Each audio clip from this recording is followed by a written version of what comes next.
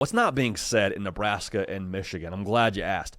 What's being said is, hey, big spot for Dylan Raiola. Can the Nebraska offense under Dylan Raiola, can he win the game that, quite frankly, he came to Nebraska to win these kinds of games, right? To get you over the hump against the Michigans and Ohio States of the world and all that, and like, fair thing to say. But I think what's really important in this game, what's not being said, is how crucial these weapons are on the perimeter for Nebraska. Because think about what we said about them during the preseason, fall camp, spring ball. Hey, they went to the portal and did some work now, right? Dane Key, dog for you on the perimeter. Seen dividends so far. Went out and got Dana Holgorsen via, I don't know if the portal is the way you would phrase it, but he became your offensive coordinator at the end of last year in a way to maximize Dylan Raiola. To maximize Dylan Raiola, you got to have the weapons, right? Dana Holgorsen, can you dial it up a little bit? My question in this spot now, and what we're talking about, that's not being talked about nearly as much, is can the weapons win quickly enough to help out the Nebraska offensive line against that front seven of Michigan? I like Nebraska's O-line, but I don't want to give them 3 Mississippis to rush the passer. Can you win quickly and be a target for Dylan Raiola? Second question, can you win with the ball in your hands? Dane Key, Ja'Cory Barney. Can you make something happen after the catch? Because against Michigan, I think it's going to take something like that. I think it's going to take easy access throws, make a man miss, upfield. We're upfield for 17, 20, 25. Like those kind of chunk plays that are just easy throws for Raiola, that's going to be crucial in this spot. Okay, so I understand Raiola, you got to deliver the mail, you got to be on your P's and Q's, can't give it away. All those things are true. But I don't question if Dylan Raiola is up for the task talent-wise against Michigan. I question if you have players that can go win against Michigan's secondary. That's going to be massive for this whole thing. That could also determine the game.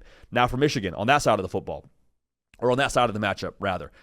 Huge spot for Bryce Underwood. All the headlines there. I get it. It makes sense. We'll talk about it on our show as well. We're going to talk about it really up into this game. I understand all that. But what's not being said is that the DC for Michigan, Wink Martindale, has a chance to just Thanos this whole thing. Chance to just, snap, game over. Wink Martindale is an NFL-caliber defensive coordinator. Coached in the NFL for a long time on that side of the football. Nebraska, as an offense, has shifted under Dana Holgorsen to being a more quarterback-driven outfit, meaning a lot is put in Dylan Raiola's hands to make the right decision, to have him in the right play, to go to the right place with the football.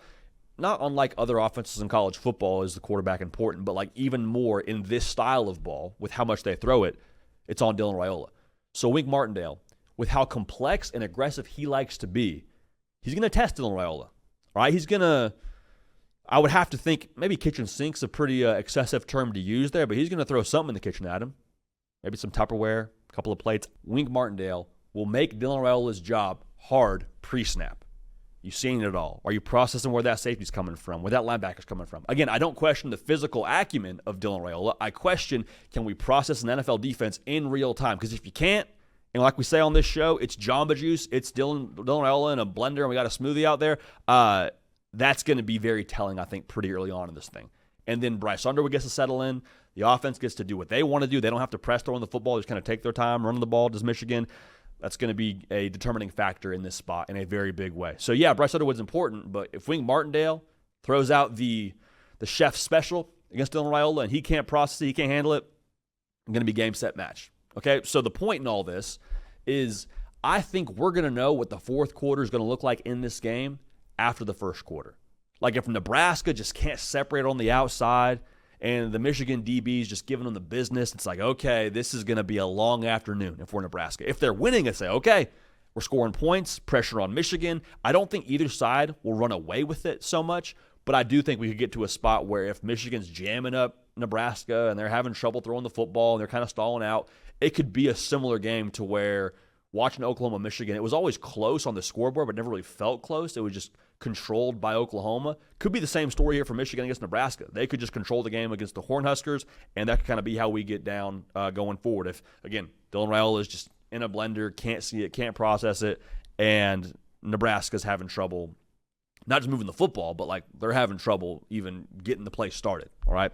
So a Nebraska win means that everything you did in the offseason and when you hired Dana Holgorsen at the end of last year to be your guy calling the offense, it paid off. You're good to go, and you're at a spot now where we talked about the schedule yesterday.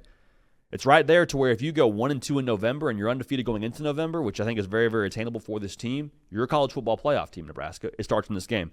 Michigan, If they win in the fashion that they could win, if you catch my drift there, defense, low scoring, run the ball, all that, we're like, okay, yeah, Sherrone Moore was on the sideline. We understand that. Yeah, it's a new quarterback. Yeah, it's a new offensive coordinator. New coat of paint, same old Michigan would be the vibe coming out of this one. So those are things not being said, but we will learn a lot. It'll be a lot of fun, and I cannot wait for that matchup in Lincoln.